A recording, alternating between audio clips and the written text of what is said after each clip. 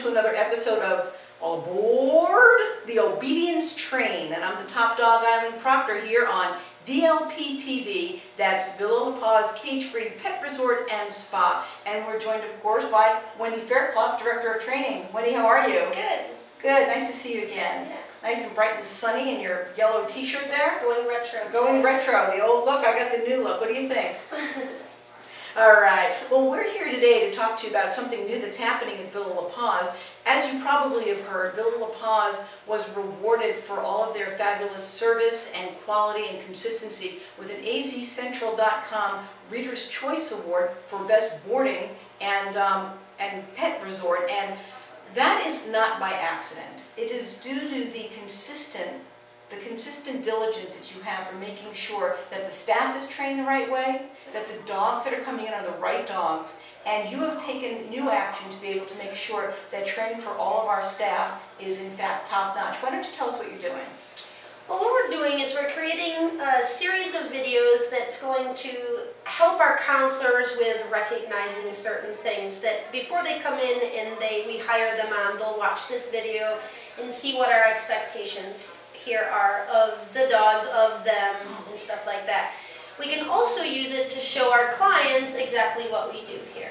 Right. And what our expectations of their, and what their dog does throughout the day. Excellent, and that's important because, you know, sometimes as trained professionals, and everybody here goes through a very strict hands-on training program with Wendy, making sure that they have got the skills to handle dogs, and they understand how to keep the environments clean, how to care for the dogs, every aspect of excellence. So these are going to be extra videos where there can be refresher courses and just basically making sure that all of the details are just kept at first and foremost in everybody's minds. Yep, and to create a safe environment. Safe environment. For people and dogs. So why don't you tell us some of the topics that we're going to be shooting over the course of the next few weeks and months? The first topic that we've already done is we've talked about kind of the equipment that we use to, you know, either correct the dogs or reinforce the dogs.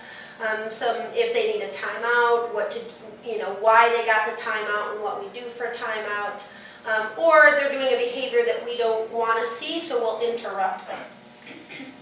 So Wendy, I understand that over the course of the next weeks and months, you're going to be putting together a series of training videos that don't replace the hands-on training, but rather reinforce and can keep all of the policies and procedures that Villa La Paz has top of mind for the counselors. Mm-hmm. And so tell me about some of the topics you're going to be doing.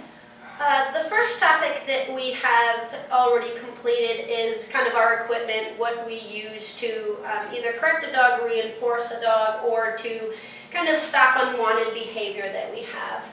We're also going to demonstrate evaluations showing dogs' body language, showing whether a dog is a little bit defensive, whether it's nervous, whether it comes in very dominant. So that's a topic. We're going to use it for a topic for staff training as far as expectations, what we expect of the dogs when they come into our environment. Like not jumping. Like not jumping. Not door dashing or things like yes, that. not going through doors Right. until we ask them to, stuff like that. Not eating poop. Oh, no eating poop? No eating poop. Tracy, no more eating poop. I didn't know that was a rule. I never told her that, so she didn't know. I'm sorry. It's on our board. It says no eating poop. But my dog can't read. So, But we tell them every time. Oh, really? Yeah. She never told. All right. Oh, sorry, excuse us. So anyway, I wanted to go back to the concept of evaluations because that's very important. There are certain criteria for dogs that do come to play at Villa La Paz to make sure it stays fun and safe. Can you tell us what that's all about? The dogs, when they come in, they can demonstrate a little bit of defensiveness. You know, they're a little bit nervous and, you know, they might show their teeth trying to back a dog off. That's acceptable. Any signs of outward aggression where they just launch out and try to bite another dog, that's not acceptable. They would then fail our evaluation and then possibly go into training, or we can do a modified evaluation to see if we can have that dog overcome that tendency to to launch out. Yeah, yeah, yeah. And we don't like them to possess things around here. If they show a little bit of possessiveness, that's something else that we can help them with while they're here. If they show ball possessiveness, we just teach them that the balls are ours and we grant them the right to use the balls. So if I see a dog that's going to guard it, I will go and take it away. And that's one of the reasons why you don't allow parents to bring their own toys from home, because this is kind of a communal play area and the toys have to be available to everybody. To everybody. Right. And what are some of the other requirements for dogs attending daycare at Villa La Paz? They have to be spayed or neutered. At what age? By the time they're 6 months. 6 months of age. After 6 months, they won't be allowed to come until they are spayed or neutered. Okay, gotcha. They have to be up to date on all their vaccines, Bordetella, distemper, parvo, and rabies. Okay, do you accept titer tests? I know a lot of people ask that. We do accept the titers. You can't titer rabies because that's mandated by the state. Right.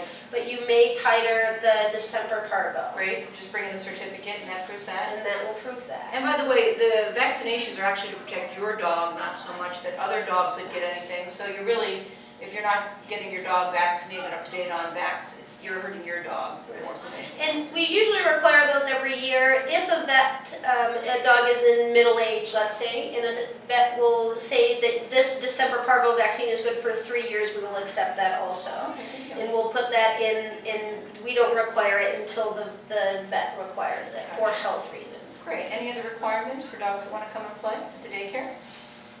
Just happy dogs. Happy, have fun. Have fun. Play nicely, don't run with scissors. That's have right. a good time. And I know that as a behaviorist, and you're taking on that role as well at Villa La Paz, you have ways of being able to help dogs that are kind of on the borderline. Yes. You don't want to allow a dog in that is going to cause any kind of problems for the dogs that are already playing. But you've got your ways of being able to have behavior modification to turn a dog into one that actually is having a great time here. Even if sometimes they need a little bit of help, a little bit of reassurance from somebody in charge, one of the counselors.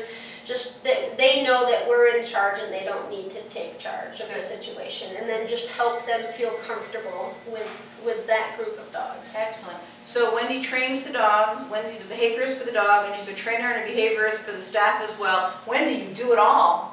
Sure. Good girl, atta girl. She gets an extra cookie tonight. Well, you've been listening to Wendy Faircloth, Director of Training at Villa La Paz, and you've been listening to All Aboard the Obedience Train with the Top Dog Eileen Proctor on VLP TV. That's Villa La Paz Cage-Free Pet Resort and Spa, and we'll see you again next month.